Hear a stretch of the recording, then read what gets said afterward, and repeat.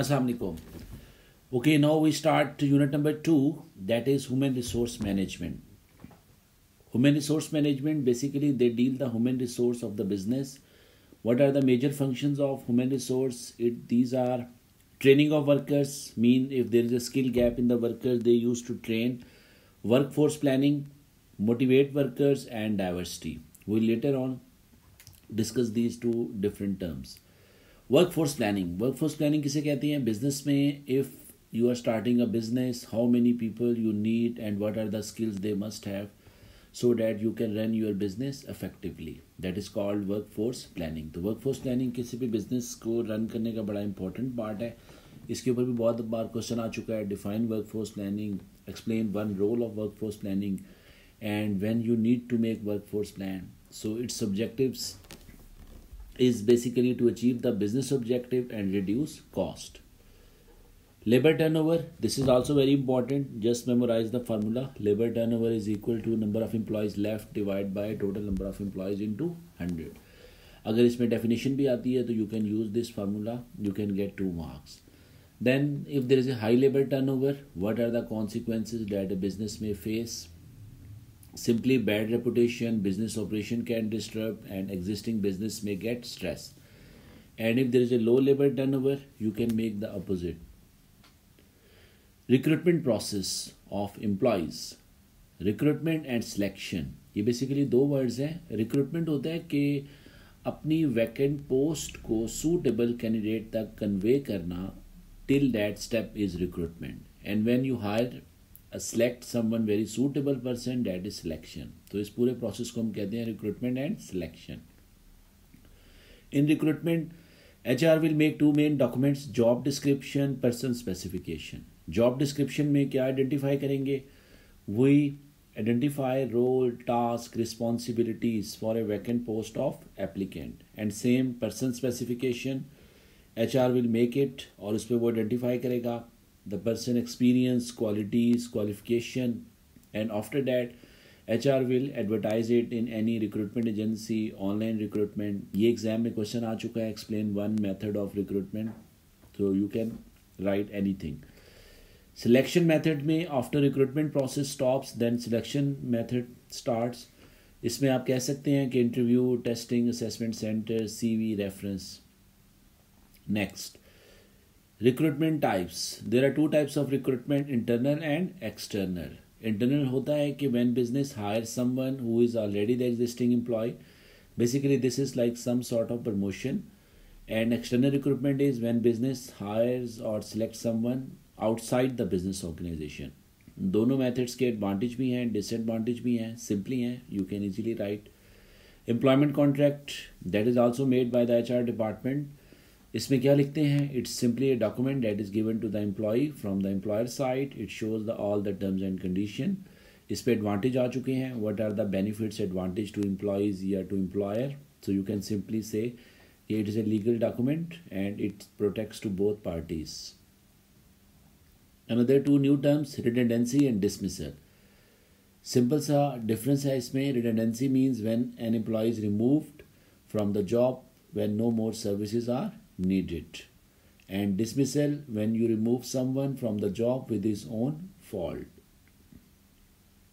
Employee morale and welfare. How HRM will deal this employee morale and welfare? पहले तो आप employ moral की definition पे आएंगे. What is employee morale? It means positive thinking, positive attitude, satisfaction at the work place. It means employee morale is up और high.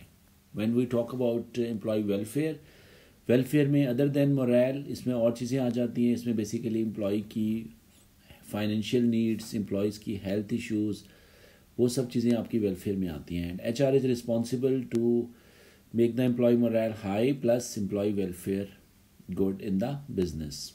After this, work-life balance. Work-life balance simply it means when employee make a balance between the work and its personal life. ये business के prospect से बोला जाता है कि business ऐसा task अपने employee को perform करे कि वो during business hours को complete करे and then give some time to the family.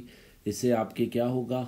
mental health issues minimize हो जाएंगे. Your workforce will be healthy, your workforce will be more productive. so they can perform well.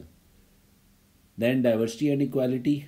Equality means there is equal treatment for everyone. There is no gender discrimination, no age discrimination, religion discrimination, मतलब everyone is equal. And when we say diversity, diversity होती है different cultural background people.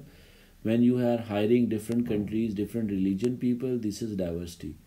दोनों के advantage मिलते जुलते हैं, but simply you can say employees will be more motivated. Specially diversity को आपने बहुत केयरफुली देखना है.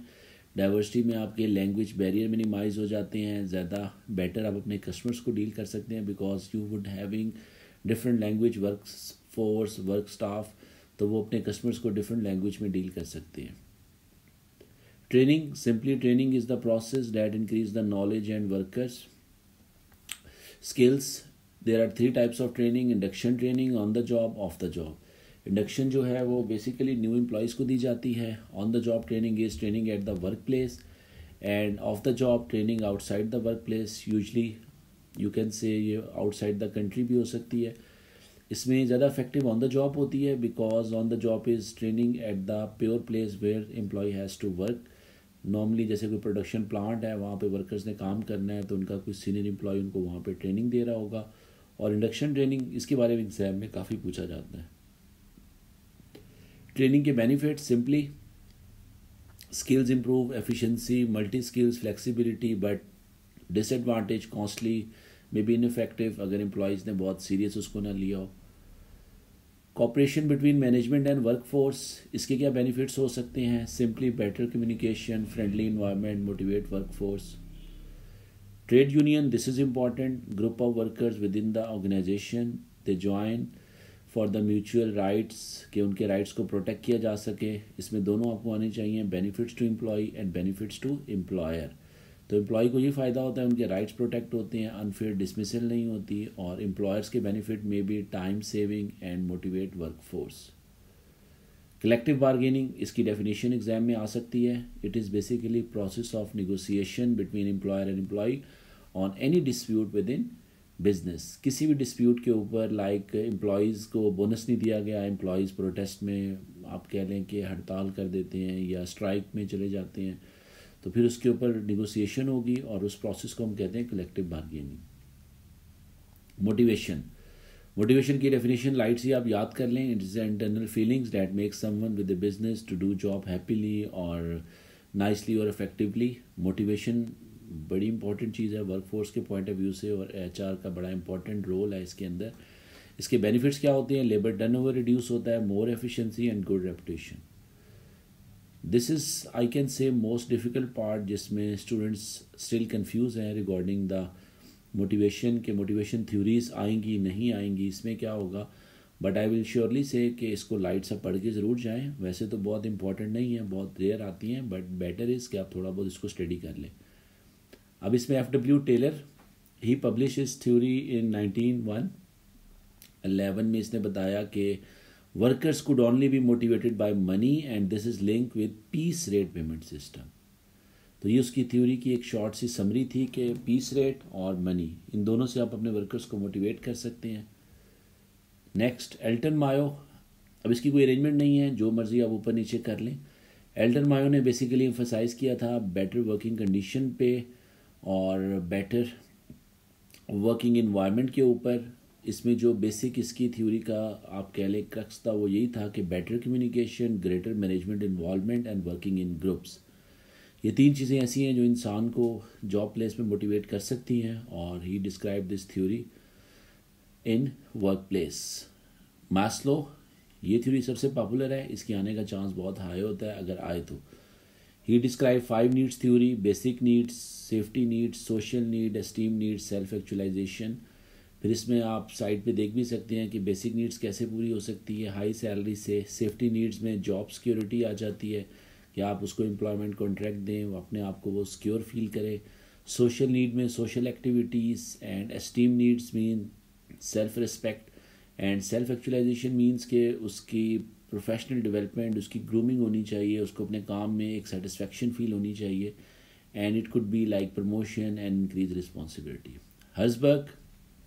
हर्सबर्ग के भी काफ़ी पॉपुलर एंड स्ट्रॉन्ग थ्योरी है. He describe two factors, motivation factors and hygiene factors. Motivation factors वो हैं जो वर्क प्लेस पे मोटिवेट करते हैं, may be work itself and achievement recognition. और हाइजीन फैक्टर्स वो हैं जो वर्क प्लेस पे डिमोटिवेट कर सकते हैं, like salary, relationship with peers. McClelland, he describe 3 A's theory, achievement, affiliation and authority और पावर। तो अचीवमेंट होनी चाहिए आपकी जॉब में। अचीवमेंट मीन्स कि आपको कोई गोल्स दिए जाएं जो आप उसको अचीव करें। पावर मीन्स के there must be some influential post के आप अपने आप को एक पावरफुल फील करें, आपको अथॉरिटी दी जाए। एंड एफिलिएशन मीन कि आपको टीम वर्किंग में काम किया जाए, सपोर्टिंग इन्वायरमेंट हो। तो ये तीनों elements these are like motivators, और ये किसी भी एम्प्लॉयज़ को मोटिवेट कर सकते हैं। Process theory, this was the last theory, और रिगार्डिंग दिस थ्योरी बहुत सिंपल सा इसका कॉन्सेप्ट है, एफर्ट्स एंड रिवॉर्ड्स। कि इंसान कोई भी एफर्ट करता है तो उसके रिवॉर्ड्स के रिस्पॉन्स में वो अपनी एफर्ट्स को इंक्रीज़ करेगा और फिर उसका रिवॉर्ड भी ज़्यादा होगा। इसकी मैं आपको अगर रियल छोटी सी एग्जांपल एक्सप्लेन कर दूं, एक इंश्योरेंस कंपनी है। जैसे इंश्योरेंस कंपनी अपनी 1000 सैलरी डॉलर डिसाइड करती है अपने एजेंट्स को, और फिर उसके ऊपर एक कमीशन डिसाइड करती है कि $200 कमीशन मिलेगा पर इंश्योरेंस सर्विस के ऊपर, कि कोई भी आप इंश्योरेंस का क्लाइंट लेके आएंगे। तो एजेंट्स को पता है कि अगर हम अपनी परफॉर्मेंस को इम्प्रूव करेंगे, अगर हम ज़्यादा इंश्योरेंस के क्लाइंट्स को ढूंढ के लाएंगे कंपनी के लिए, तो हमारा कमीशन बढ़ता रहेगा। इसी चीज़ को हम कहते हैं कि अगर if they will increase their efforts their rewards will be high. तो इसी एक्सपेक्टेशन के ऊपर वो अपनी एफर्ट्स को इंक्रीज़ करते हैं and they will be motivated. ये बेसिकली कमीशन टाइप मतलब पेमेंट के ऊपर you can apply this theory. Then motivation methods, financial and non financial. Financial में time based, salary, piece rate, commission, bonus, profit sharing and performance related पे।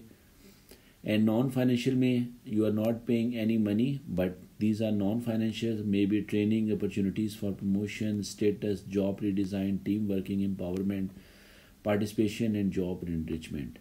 इसमें कुछ लोग job rotation का भी कह रहे थे, but job rotation I have seen in the syllabus, it is not mention anywhere in the job rotation term, that's why I excluded this term.